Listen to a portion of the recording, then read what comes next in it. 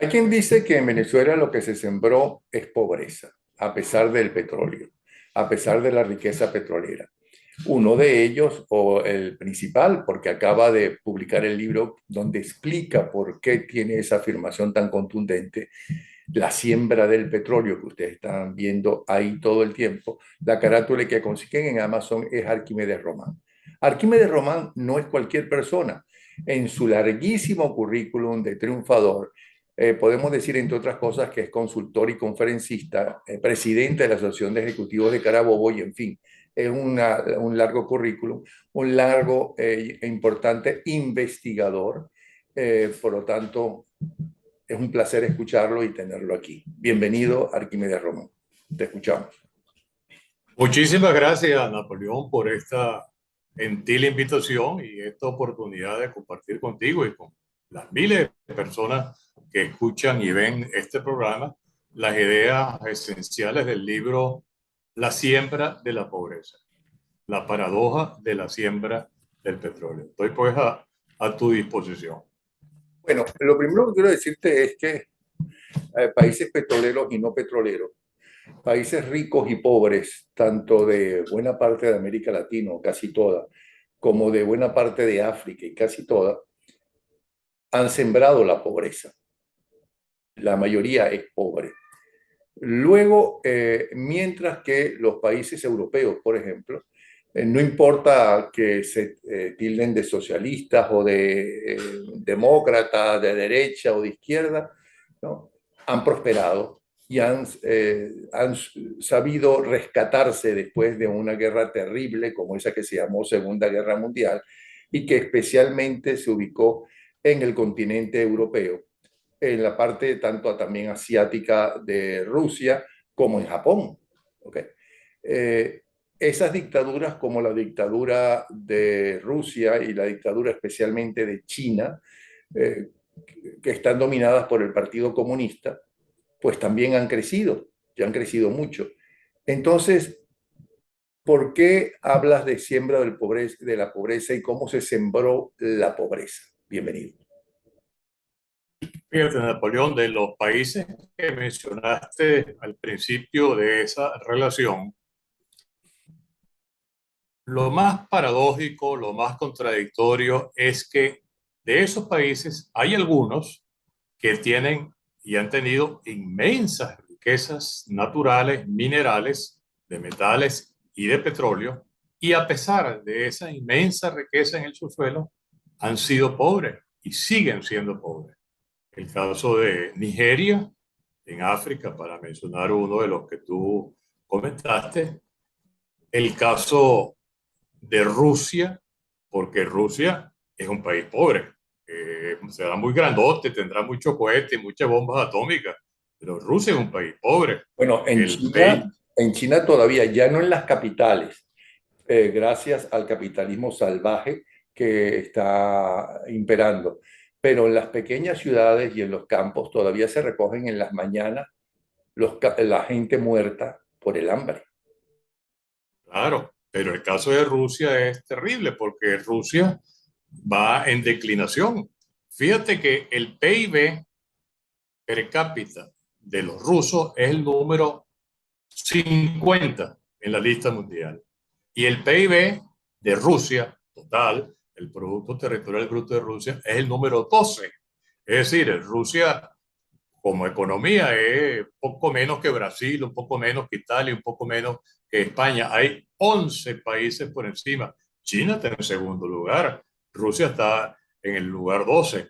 Y realmente hay una paradoja que la hay en Nigeria, la hay en Rusia y la hay en Venezuela. Todos los tres son países que tienen inmensas riquezas naturales en su subsuelo. En Todas. cambio, y perdona, para Ajá. reforzar lo que estás diciendo, con tu permiso, Japón, que es un país muy pobre en el subsuelo, ¿no? Es muy rico arriba. ¿Cómo? Porque Japón, ¿no? Sí ha superado todo eso, ha superado la guerra, ha superado esa cosa que retrocede tanto, que es el fanatismo religioso, ha superado inclusive parte de su hermosísima y riquísima tradición para poder estar al día. en el siglo XX y en el siglo XXI. Un país que cuando yo era pequeño, allá en los años 50 y todavía en los 60, decir que una cosa era japonesa es decir que una cosa era mala, era una mala imitación. Y miren cómo están ahora. Ya no es así, fíjate, y Japón es un país inmensamente rico, de acuerdo a los indicadores, el nivel de vida de Japón es envidiable y Japón no tiene petróleo. Fíjate el caso de Corea del Sur. Corea del Sur es pequeñita, más pequeña que Japón, y el PIB de Corea del Sur, de esa minúscula parte de la península coreana, es mayor que el de Rusia. Ese pequeñito país tiene un Producto Interno Territorial global mayor que el de Rusia. Y Corea del Sur no tiene petróleo, no tiene hierro, no tiene minerales. Entonces, ¿qué es lo que llegamos a la conclusión? El que tú tengas grandes recursos minerales no es una ventaja, sino que puede convertirse en una desventaja, la palabra es dura, en una maldición. Por eso es que hablan los economistas a nivel mundial crearon el concepto de la maldición de la abundancia y de allí derivaron el concepto del efecto Venezuela. Y eso no fue cuando Chávez, mucho antes. ¿Cómo es posible Fue que un cuando Carlos país Andrés con Pérez tan uno, gran... cuanto más rico es un país, más se empobrece. Claro, ¿cómo es posible que ese país con esa inmensa renta petrolera haya degenerado en un país que nunca realmente logró un desarrollo uniforme, un desarrollo sustentable? Ahora bien, Y Andrés, es, porque tenemos ah, 25 minutos y tu libro es apasionante, porque no podemos repetir una vez que caigan estos delincuentes de Miraflores, estos narcos de Miraflores, no podemos repetir el pasado y la estructura del pasado, que va a ser muy difícil no poder repetirla, porque tú coincides con un libro escrito por, entre otros, un ganador del premio Nobel, que es ¿por qué hay países pobres y por qué hay países ricos, siendo fronterizos? ¿Por qué los países fracasan? Y creo que por lo que he leído de tu libro, están ustedes de acuerdo. Explícanos por qué Venezuela claro, fracasó. Mucha gente nos dirá, pero ¿cómo que fracasó si creció una enorme clase media? Cosa que es verdad, sobre todo desde de Gómez para acá empezó a crecer el país cuando se descubre el petróleo, pero sobre todo en los años con la democracia. si tú Pero estás, también creció la pobreza. te estás refiriendo a Robinson, Robinson es el autor de un libro, en español el título es ¿Por qué fallan o por qué fracasan los países? Mm. Y entonces él señala unos ejemplos parecidos a lo que yo estoy mencionando acá. Él dice, ¿por qué una línea que separa Corea del Norte y Corea del Sur, de un lado hay pobreza en la Corea del Norte y de otro lado hay prosperidad? Y trazamos otra línea. ¿Por qué en Alemania? La línea que estaba significada por el muro de Berlín, de un lado, la Alemania oriental, había pobreza y del otro lado había prosperidad. Pero ¿Qué es lo? más pequeño todavía. Sí, Hablan de por qué un pueblo norteamericano que está en territorio norteamericano en la frontera con México, ¿no? Ha aumentado la riqueza de la población y un pueblo mexicano que está en la frontera cercano al otro, ¿no? No da pie con bola. sí, ese es en el estado de Sonora, en México, y el estado de Kansas, en Estados Unidos. Y ese pueblo que está a la mitad de un lado y la mitad del otro, de un lado es rico y de otro lado es pobre. El territorio es el mismo, los recursos es el mismo, la gente es la misma, el clima es el mismo, el sol que pega de un lado y de otro es el mismo. ¿Cuál es la diferencia? Porque no es la gente, evidentemente. Los alemanes orientales no eran unos enanos frente a los alemanes, eran los mismos alemanes y los coreanos son los mismos. ¿Cuál es la diferencia? Las instituciones. Las instituciones que prevalecen o prevalecieron en la Alemania occidental o federal eran a instituciones de progreso, instituciones inclusivas. En cambio, las instituciones que estaban del lado oriental eran instituciones excluyentes, donde el Estado era el dueño de todo. Pero vamos con Venezuela, que es el tema importante.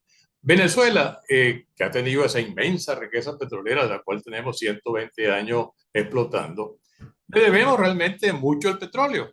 Es decir, yo estudié en una universidad pública muy buena, financiada con el petróleo, hice mis posgrados también en un ambiente en el cual eso se podía hacer. Yo compré mi carro recién graduado. Esas cosas se podían hacer porque había el rentismo petrolero que repartía parte de esa riqueza de una manera desigual, por cierto. Pero ¿qué ocurrió? Que eso no era una riqueza sostenible. No había una estructura de empresas privadas que realmente representaran el poder económico del país. Era simplemente una repartición de una riqueza. Entonces, el petróleo nos hizo algo, pero yo lo digo, podía haberse hecho más. ¿Y qué es lo que podía haberse hecho más? Lo que no se hizo, la siembra del petróleo. Porque ese exhorto de Arturo Uller, porque Arturo Uller fue joven alguna vez, en 1936, Arturo Uller, que era un muchacho de 30 años, sacó aquella frase en un editorial de un periódico. Pero Arturo Uller Hay no que dijo más sembrar el nada. petróleo. No dijo más nada. ¿Y a quién le correspondía? ¿Quién asumía la siembra del petróleo? Bueno, el dueño del petróleo, el Estado. Entonces, el Estado se convirtió en el único, solitario, monopólico sembrador del petróleo. Y el resultado lo tenemos. Se sembró clientelismo, se sembró corrupción, se sembraron muchas obras, indudablemente, pero no se sembró la riqueza del país. ¿Qué es la riqueza del país? Que una vez que no existe petróleo, el país se sostenga, el país continúa. No como en el caso nuestro, que cuando bajan los precios del petróleo, cuando cae la plaga roja, el país está a punto de colapsar porque no hay empresas privadas en Sí, el país, salvo cosas muy pequeñas. es Entonces, esa cierto siembra que en fracasó. Venezuela, es cierto que en Venezuela, gracias a los dos grandes partidos políticos en especial que gobernaron, hubo la verdadera revolución, que fue la revolución educativa, donde todo el mundo, inclusive se eliminó el analfabetismo, y la revolución de todo lo que era la infraestructura de casas económicas y todo ese tipo. Todo eso es cierto. Pero el vicio continuó, ¿no? Eso no bastó, porque el vicio de intervenir todos los poderes y además creer que el Estado es el que debe hacer las cosas y no el que debe vigilar, para empezar, a los empresarios en los impuestos y con los impuestos y solo con los impuestos hacer sus obligaciones, eso no existió. ¿O estoy Mira, equivocado? yo voy a decir algo que quizás va a escandalizar a algunas personas. El petróleo nos hizo socialistas. Sí, señor. Venezuela es un país en el cual la mentalidad de todos nosotros es mitad socialista. Y no nos damos cuenta, pero siempre estamos en una onda socialista, que es socialdemócrata, social cristiano, social tantas cosas. Somos socialistas. Este país nunca una orientación que no sea socialista. Claro, ha habido el socialismo malo y el socialismo regular, el socialismo aceptable y el socialismo peor, como el que nos ha No, y tocado en también lo los hay últimos bueno porque años. los países del norte de Europa son Provincia del socialistas, petróleo. ¿no? Y son países en desarrollo y excelentes gobiernos, la mayoría. No te escuché bien, no te escuché bien, Que se cortó también un hay poquito allí. socialismo bueno porque los países del norte de Europa son socialistas, ¿no? Se hacen llamar socialistas, aunque desde el punto de vista económico son capitalistas, pero son Claro, socialistas en cosas como, por ejemplo, Inglaterra, ¿no? En cuestiones de salud, por ejemplo, para todo el mundo, ese tipo de cosas por las cuales debe velar el Estado, ¿ok? Que la gente tenga posibilidades de tener empresas, de hacer empresas grandes y pequeñas, porque eso motiva a mucho mayor cantidad de trabajo, de puestos de trabajo, y mucha más gente pueda tener dinero, ¿no? Para superarse. Porque el mundo, y eso es lo que no entienden los otros, el mundo es competitivo, el ser humano es competitivo, si no, no existiera, por ejemplo, el deporte.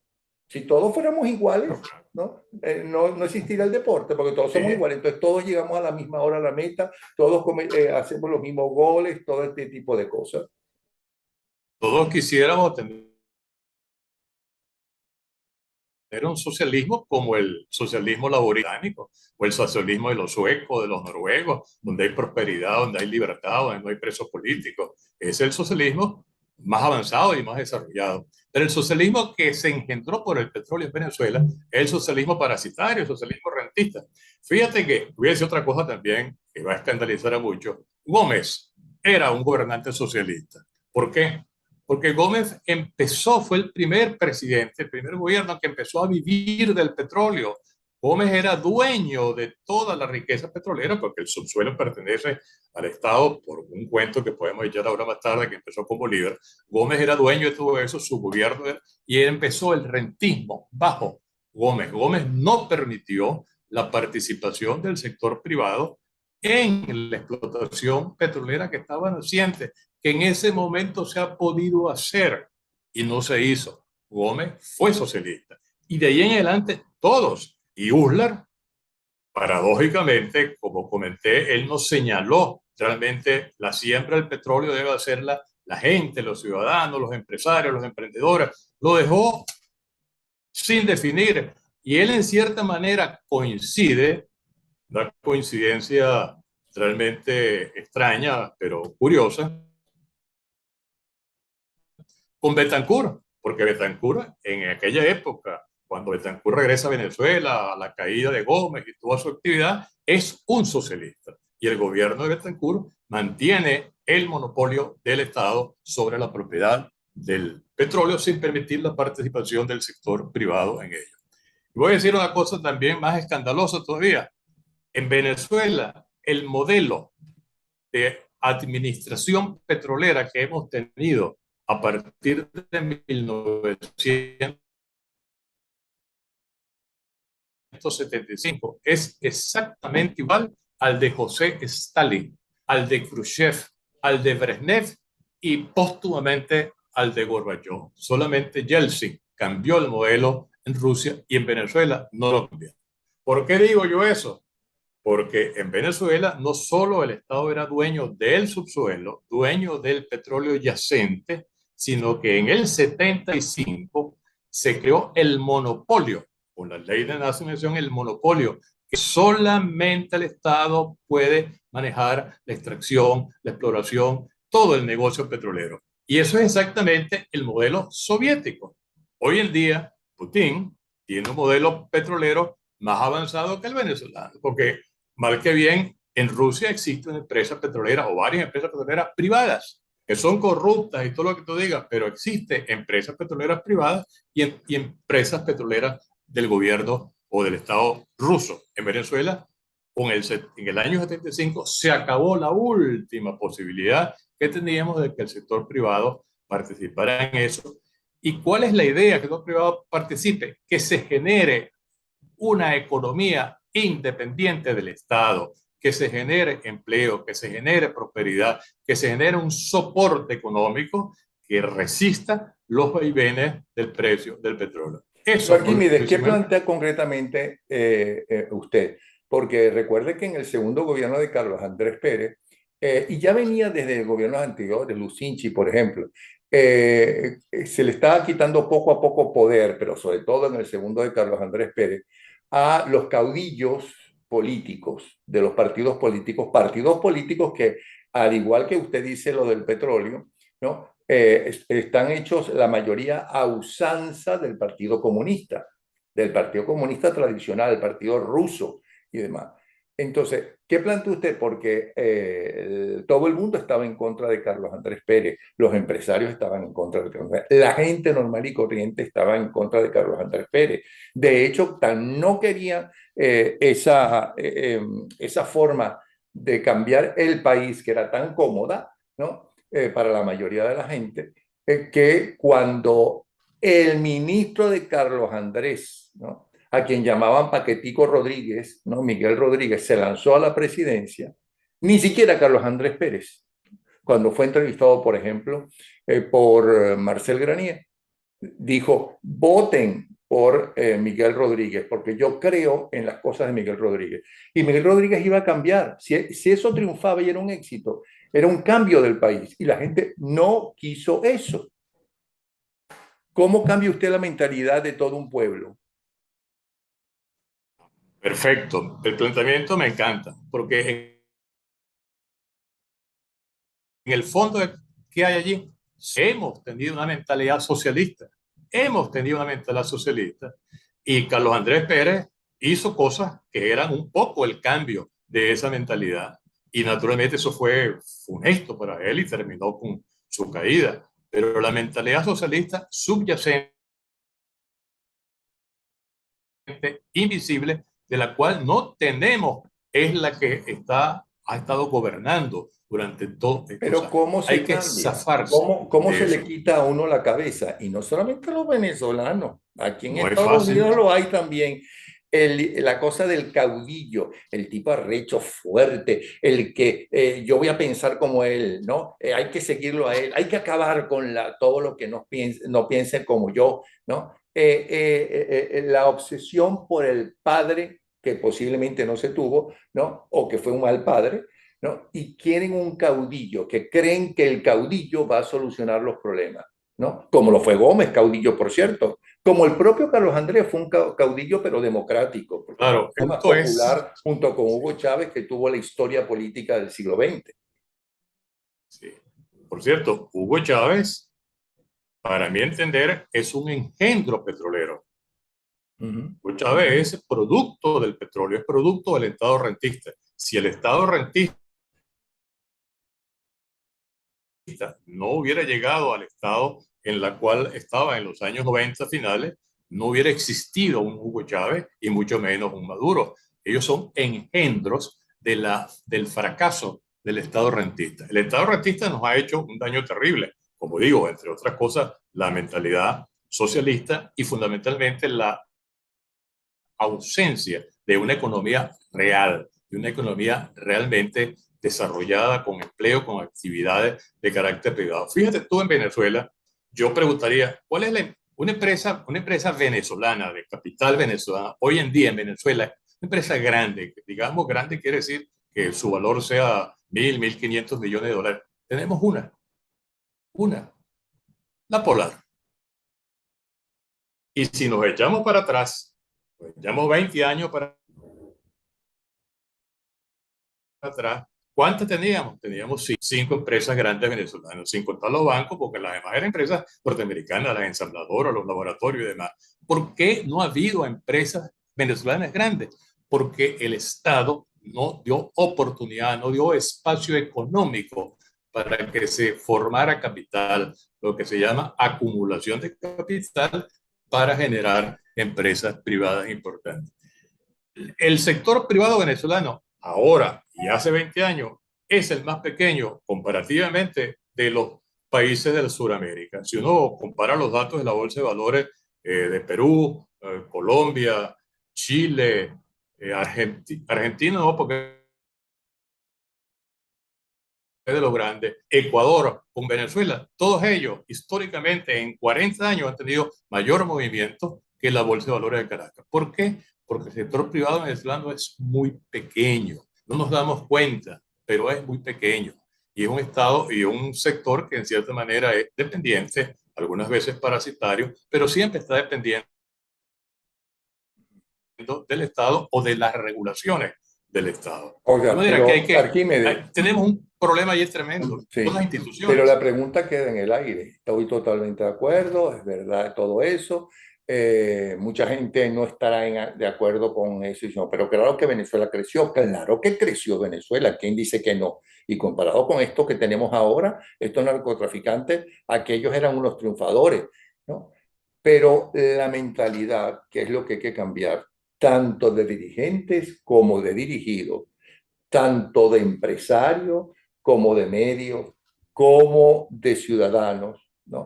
Esa mentalidad populista, esa mentalidad de de la vida fácil, del trabajo Socialista. fácil. Esa mentalidad de que si tú eres triunfador, lo eres porque robaste. Esa mentalidad de, bueno, ya que tú eres mi amigo, entonces me pagues o no una coima, yo te paso primero y te quito parte de la burocracia horrible que hay. Esa mentalidad que dice, tenemos que apoderarnos de los tres poderes porque si no nos van a joder, ¿no? Los de la competencia. ¿Cómo usted quita eso si ni siquiera Carlos Andrés Pérez, ¿no? En su segundo gobierno pudo hacerlo y le dieron, ¿no?, el primer golpe rotundo a la democracia cuando siendo presidente lo destituyó? Bueno, mira, lo más difícil de cambiar en un país, en una sociedad, en una nación, en una tribu, es la cultura de la gente. Eso es lo más difícil. Solamente un procesos largos son los que originan esos cambios. En este momento en Venezuela hay tres cambios importantes que habría que hacer y son en secuencia. Primero, el cambio político. Si aquí no hay cambio político, olvídate de lo demás. Segundo, una vez hecho el cambio político, viene el cambio institucional, es decir, toda la estructura legal del país. Y el cambio institucional es el que va a generar, no de un día para otro, sino progresivamente, el cambio cultural de la población. Nosotros tenemos una mentalidad originada en cierta manera por la influencia del petróleo rentista y también la huella muy antigua, la huella española, en la cual los que vinieron a Venezuela, aquellos que vinieron, Ambrosio Alfinger, Felipe Van Houten y toda esa gente que andaban buscando el dorado, la manera de hacer Para enriquecerse e irse de hacerse rico nuevo rápidamente con o la ser rico. El familia que rey se venía dejaron. a trabajar, Sí, aquí se venía a buscar el el tesoro. tesoro. Se enriquecían y la idea era regresarse para ir a su tierra con las mujeres que había dejado o los hijos que habían dejado. A diferencia de los conquistadores y colonizadores de los Estados Unidos, que venían las familias Los para peregrinos quedarse, pilgrims. huyendo Sí. justamente de la represión en Inglaterra. Claro, entonces nosotros tenemos una raíz histórica muy antigua, que es la raíz de la conquista del tesoro, y luego eso se refuerza porque conseguimos el tesoro. El tesoro no era el dorado, era el petróleo. Conseguimos el ansiado tesoro y entonces se nos dio la idea de que podíamos vivir sin trabajar. Y esa idea subyace en el inconsciente del venezolano y ha sido reforzada por todos los gobiernos y por todas las instituciones en Venezuela. Hay que zafarse de eso. Afortunadamente, lo único bueno de esta tremenda crisis económica que hemos estado sufriendo en Venezuela es que algunas personas han abierto los ojos y se han dado cuenta de lo evidente. Si aquí hubiera un sector privado importante, no estaríamos en esta situación. Y se ha empezado un poquito a despertar la conciencia de que debemos cambiar nuestra cultura. Pero te digo, si no hay cambio institucional, no va a haber cambio cultural. Pero para que haya cambio institucional, tiene que haber un cambio político. Eso es uno, dos y tres, los Pero tres para que pasos haya que cambio van a tomar mucho institucional, tiempo. para que haya cambio institucional y político, tiene que haber un cambio de mentalidad, mentalidad que es histórica, es desde la llegada de los conquistadores para acá. Claro, Entonces, pero el cambio de mentalidad ¿cómo de se los hace eso? En los líderes. colegios, ¿cómo se hace eso? Pero el cambio de mentalidad, primero, necesitamos líderes que tengan otra mentalidad, porque esos líderes con otra mentalidad son los que van a hacer el cambio institucional. El cambio cultural masivo es un proceso largo, es un proceso que toma tiempo, pero a través del ejemplo, a través de la vigencia de instituciones diferentes, es como eso se va a lograr. Y afortunadamente en Venezuela hay gente, ya hay mucha gente que ha empezado a tener una actitud diferente frente a cómo manejar las riquezas del país. Y eso es lo que yo planteo pues, en mi libro La siembra de la pobreza, la paradoja de la siembra del petróleo. Por cierto, que yo no lo veo aquí en la pantalla. No, lo va a ver cuando lo va a ver todo el mundo, lo está viendo todo el mundo, menos Ah, pero nosotros dos, ni usted ni yo estamos viendo no lo en vemos. este momento. No, no se Ah, preocupe que va a salir todo el tiempo. Y hay que recordarle sí, que va a ser, que ya lo pueden conseguir en Amazon. Ahí lo van a poder conseguir. Y hay que decir sí. que esta simple conversación, que estaba muy estresado yo, porque no sé, espero que cuando salga, lo lancemos, no haya tantas interrupciones por culpa del Internet, ¿no? Por eso es que yo intervine varias veces porque veía que se congelaba la imagen y el audio. Pero es bien interesante porque esta vez solamente una de las muchas discusiones que genera este libro tan interesante.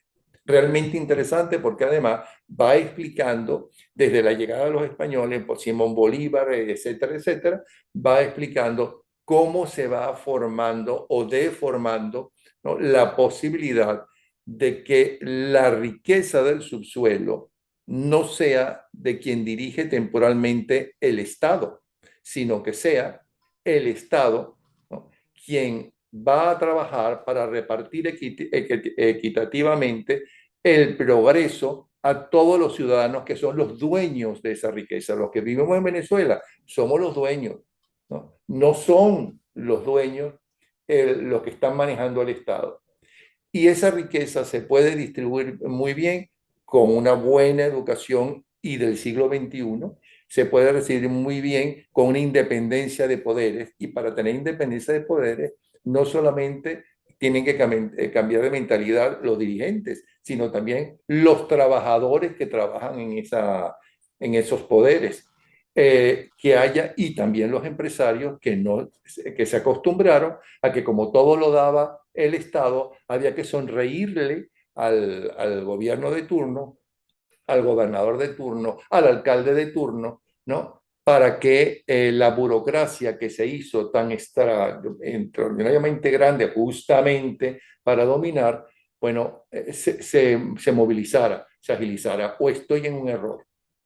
No, estamos plenamente de acuerdo. Y eso es originado, como tú lo señalas, pues por la institución en la cual el Estado es el dueño del petróleo. Pero fíjate, unos minutos. Estados Unidos, el país más rico, más poderoso, más desarrollado, etcétera, de este mundo. Estados Unidos tiene más riqueza petrolera, más yacimientos petroleros, más subsuelo petrolero, y lo ha tenido que Venezuela y que muchos. Y tiene una actividad petrolera gigantesca. Sin embargo, en Estados Unidos no hay ninguna empresa de petróleo que sea del Estado. No existe una PDUSA como existía una PDVSA. No existe. Todo el petróleo, todas las industrias son desde hace 150 años del sector privado. ¿Por qué? Porque la legislación británica que ellos heredaron por ser hijos de la Gran Bretaña tenía un concepto jurídico distinto, que es el que se llama el derecho de accesión, en el cual el dueño de la tierra es dueño del subsuelo también. El sistema jurídico hispánico es una barbaridad que dice que tú eres dueño del suelo, pero es como si fueras dueño de un apartamento. Lo que está debajo no es tuyo, es del Estado. En cambio, el derecho de accesión, que es el que rige en Estados Unidos, si tú eres dueño de la tierra, eres dueño del subsuelo. ¿Qué pasó? Que el petróleo se repartió, se distribuyó entre miles de pequeños empresarios, hicieron su pozo, sacaron su dinero, se fueron formando empresas, crearon empresas, generaron empleo, generaron riqueza y le pagaron tributos al Estado. Y el Estado dependía de ellos. ¿Qué pasa en Venezuela? Nosotros dependemos del Estado porque el petróleo lo tiene el Estado. En Estados Unidos el petróleo lo tienen los ciudadanos. Y ahí está una gran diferencia de cómo allí el petróleo los hizo capitalistas y a nosotros el petróleo nos hizo socialistas. Esas ideas están pues con mucho más detalle desarrolladas en el libro. El libro está en Amazon, pero los que están en Venezuela querrán conseguirlo en físico. Yo puedo Ahí tengo mis datos para que me escriban, y yo puedo buscar la manera de hacérselo llegar, porque es un libro muy importante, porque nos abre las puertas de la mente a cosas sobre las cuales no solíamos pensar, porque Bueno, estamos ahí abajo, atrapados. debajo de su nombre, está al lado está el libro y debajo de su nombre está cómo comunicarse con usted. ¿Ok? Sí, Arquímedes, con- muchísimas gracias, bien interesante y da pie para una gran conversación. Lamentablemente el Internet es un desastre, sí. pero así todo estuvo bien interesante. De verdad que muchísimas gracias, ¿sí? De verdad. Arquímedes Román, el libro es La siembra del petróleo. Gracias, Arquímedes. Siempre la pobreza. La siembra, ¿y qué dije? La siembra del petróleo, no, la siembra Sí. de la pobreza, la siembra de la pobreza. Hasta luego, un abrazo.